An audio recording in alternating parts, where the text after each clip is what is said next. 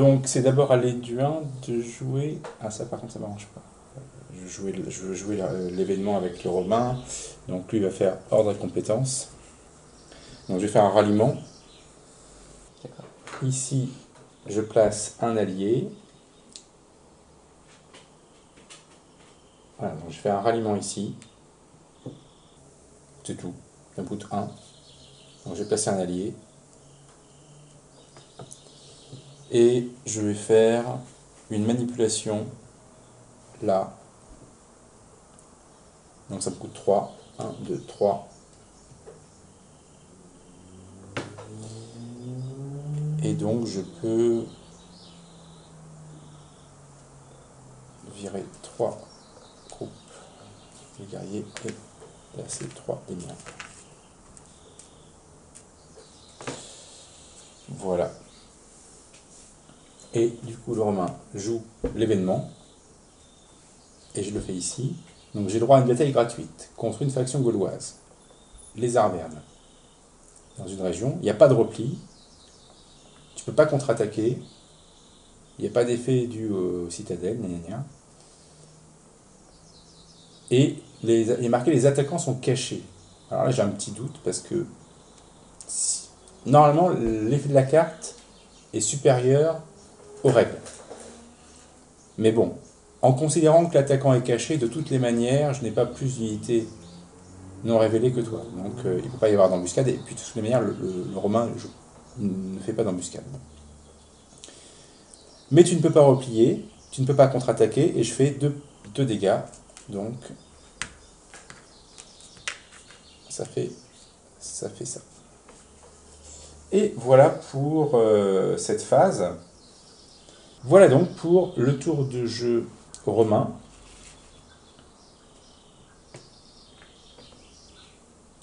Cette carte, on peut la défausser. Et donc, on va jouer la phase hivernale, qui se passe ici. En premier lieu, on va regarder les conditions de victoire. Donc, on va mettre à jour les marqueurs quand même. Premièrement, l'Éduin. Donc, ce marqueur-là, je le place sur la case qui correspond au nombre d'alliés le plus élevé de notre faction. Ça reste l'Arverne avec 6. Pour l'Arverne, c'est le nombre de légions hors carte. Ça reste 2. Pour le Belge, c'est le nombre d'alliés plus la valeur régionale, quand il y a un contrôle. Donc en guerre, ça donne quoi? Donc 1, 2, 3, 4, 5, 6, 7, 8, 9. Ça 9, bouge pas. ça bouge pas. Et pour le romain, c'est donc 6, C4, 10, C3, 13 et 3, 16. Je suis à 14. 30 moins 16, ça fait 14. Ok, donc personne ne gagne à ce moment-là. Ensuite, on va jouer la phase germanique d'hiver. Et donc, cette phase-là, en premier lieu, on va faire le ralliement. Donc, on place autant d'alliés que possible. Alors, ici, on ne peut pas en placer. Ici, on ne peut pas en placer. Ici, on peut en placer. Ici, on peut en placer un. Exactement. Donc, ça, c'est bon. Et puis, on va placer des guerriers en fonction du nombre d'alliés. Donc, 1 là, 2 là, 1 là. Ensuite, le Germain va marcher depuis des régions où il a le contrôle. Donc, en fait, le but, c'est de prendre le contrôle d'autres régions. Il peut prendre le contrôle de cette région. Ouais, oui, mais en... Tout à fait. Tout à fait. Donc, moi, je verrais bien... Parce que ça lui sert à rien. Ouais. Si 1... Il lui en faut 5, là. 1, 2... là, il a pris le contrôle. 4. Ah oui. Donc là, il va rien bouger, évidemment. Donc 1, 2, et puis là, On peut en laisser 2. bah, il va juste, à mon avis... prendre le contrôle. Ouais, je pense, je vais le jouer comme ça. L'idée, c'est juste de pouvoir prendre le contrôle. Quand même, mine de rien, il prend le contrôle de 2 régions, là, entre le ralliement plus la marche. Moi, ça me paraît pas mal. Ensuite, dans des régions avec des guerriers non révélés et contre des factions non germaniques dans lesquelles il y a des unités mais pas de fort ni de citadelle, il va y avoir du pillage germanique. Donc il ne peut pas y avoir de pillage ici puisqu'il y a un fort. C'est pareil là. Par contre, là, il peut y avoir un pillage. C'est jusqu'à 2 guerriers non révélés, donc qui se révèlent pour enlever jusqu'à 2 ressources aux Belges qui passent à 0. Ensuite, bataille avec embuscade. Il va y avoir, parce qu'ici, il peut y avoir bataille avec embuscade, et ici, il peut y avoir bataille avec embuscade. Donc là, 1, 2 divisé par 2, ça fait 1. Donc, comme je ne peux pas replier, puisqu'il y a embuscade, c'est un auxiliaire qui prend les dégâts. Et là, par contre, il ne peut pas y avoir de dégâts en fait, parce que 1 divisé par 2 pour le fort, ça fait 0. Ok, donc on a fait la phase germanique. Maintenant, on va passer à la phase quartier d'hiver. Et les quartiers d'hiver, ça permet de repositionner ses forces. Alors, d'abord avec les Germains. Donc tous les guerriers germaniques qui seraient dans des régions en terre brûlée, sans alliés, hors de l'Allemagne, sont replacés en Allemagne. Bon, là, il n'y a pas de région terre brûlée, de toutes les manières. Donc, là, il n'y a pas d'alliés.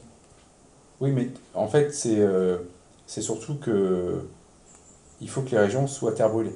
Là, il n'y a aucune région terre brûlée. Okay. Ensuite, pour les Gaulois, d'abord les Belges, ensuite les Éduins et enfin les Avernes. Donc tu peux replacer n'importe quelle unité dans des régions adjacentes qui ne sont pas terre brûlée et sous contrôle. D'ailleurs ici, alors ici j'ai un petit doute, du coup j'ai un petit doute rétroactivement, parce que le fait d'emmener un guerrier, ça donnait le contrôle aux Romains. Et moi je dis que non, il ne faut pas le faire, sachant qu'ici il suffisait d'en mettre un là. Donc voilà, donc c'est d'abord le Belge. Donc le Belge, est-ce qu'il se réorganise? Oui, j'en ai tout ça ici. Je peux? Oui, bien sûr. Ok. Ensuite, c'est à l'Éduin. Lui, il va rester comme ça. Et ensuite, c'est à l'Arverne. Faut que ce soit adjacent, tu m'as dit. Ouais. Ouais, mais je peux faire par exemple un là et un là. Oui, si tu veux. Voilà. C'est ce que je fais. Alors, les Romains. Les Romains, ils vont être bien, les Romains. Donc, les Romains, ils peuvent déjà repositionner des légions, des auxiliaires et leurs chefs sur des régions adjacentes, non terre brûlée et sous contrôle romain, ou contrôle d'une faction qui est d'accord. Et ensuite, et là c'est très important, il peut décider de repositionner n'importe quelle légion ou auxiliaire depuis une région ravitaillée, puis le chef, depuis n'importe quelle région vers la Provence. Or, il se trouve que une région ravitaillée doit être connectée aux Alpes par une succession de régions qui sont soit sous contrôle romain, soit avec aucun contrôle, ou soit avec un contrôle d'une faction qui accepte. Donc là, il n'y a pas de contrôle, là, il y a contrôle, là, il y a contrôle. Donc ça, c'est ravitaillé, ça, c'est ravitaillé, ça, c'est ravitaillé. Donc le problème va se poser pour ça. Donc là, je peux déjà, dans un premier temps, dire, ok, bon, bah, lui, il vient là, pouf, et lui, il vient là, admettons, pouf. Puisque ça ne va même pas changer la donne à ce niveau au niveau des contrôles. Voilà. Et maintenant, je peux tout rapatrier, si je le veux, en Provence. Par contre, je vais pouvoir laisser des unités. Premièrement, chaque allié effort me permet de laisser une unité gratuitement. Ensuite, c'est une ressource par unité si j'ai un allié romain, ou 2 ressources si je n'ai pas d'allié romain. Et enfin, s'il y a des unités que je dois enlever, eh ben, je vais quand même pouvoir jeter le dé, notamment pour les légions et les forts. Donc, concrètement, ici, j'ai un allié et un fort, donc je peux laisser ici 2 auxiliaires gratuitement. Lui, je peux le rapatrier là, puisque là c'est ravitaillé, là c'est ravitaillé, et que donc je peux ramener mon auxiliaire ici. D'accord? Là, ben, ça reste, là ça reste. Là, la question se pose pour ça, puisque ici, ça va me coûter très très cher si je veux tout laisser, donc voilà. Ici, ça va me coûter, ça, c'est gratuit parce que j'ai un fort, ça va me coûter 1. Donc, je vais payer 1. Là, je peux laisser gratuitement 2. Donc, je vais laisser 2 auxiliaires et un troisième qui me coûte 1. Et tout le reste revient ici. Donc, on a fait les quartiers d'hiver. Ensuite, on va passer à la phase de récolte. Donc, ça consiste à gagner des points de ressources. Le Romain gagne autant de points de ressources que son score, donc 14. Alors c'est là où c'est intéressant d'être à jour au niveau des marqueurs d'ailleurs. 6 et 4, 10 et 4, 14 et 3, 17. En fait tu as 13. Ouais. 6 et 4, 10. C'est parce qu'on a posé des... Ouais, c'est ça.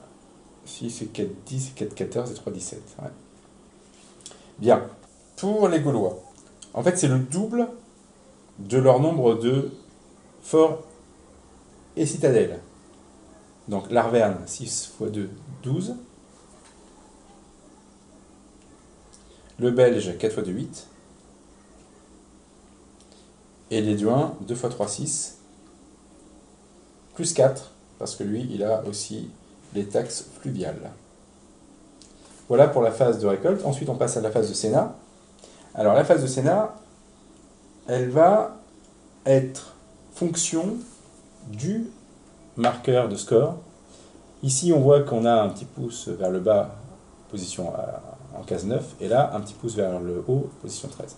Donc, ici, ou plus, eh bien, le marqueur va aller vers plébiscite.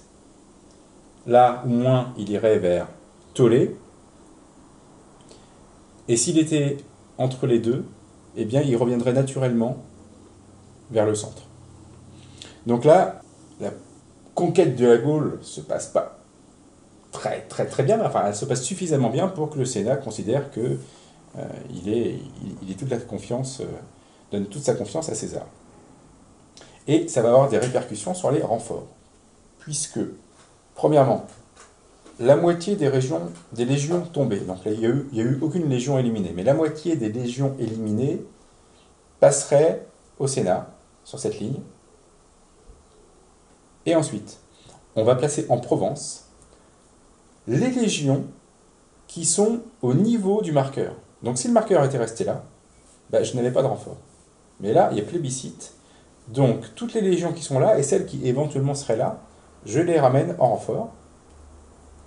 Et en plus de ça, donc ça va falloir que je le rajoute, je ne l'ai pas encore rajouté, je vais récupérer des auxiliaires, et en fonction de la case, ici je récupère 3 auxiliaires, s'il y a tollé, je récupère 3 auxiliaires, intrigue, j'en récupère 4, et plébiscite, j'en récupère 5.